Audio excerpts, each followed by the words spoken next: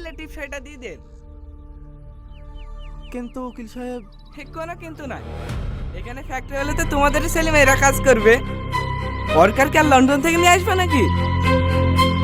নাও নাও, আর কথা না বাড়িয়ে টিপস আপটা দিয়ে দাও। খবরদার, খবরদারে দলিলে কেউ ছাপ দেবে না। দেখি ওরা কিভাবে আমাদের সাথে জমি আদায় করে।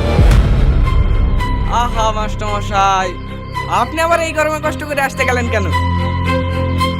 আমরাই তো যেতাম আপনার বাড়িতে। আমার বাড়ি গিয়ে কোনো লাভ হবে না। তুই কতবার বলেছি আমরা জমি বেচবো না, মানে বেচবো না।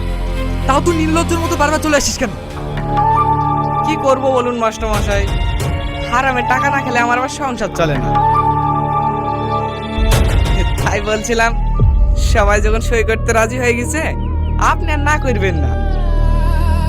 ওরা দিচ্ছে দেখ, আমি বেঁচে থাকতে এই জমি কাউকে দেবো না। আপনি মারা গেলে এই জমি কার নামে হবে সেটা আপনি কি করে জানবেন মাস্টার মশাই?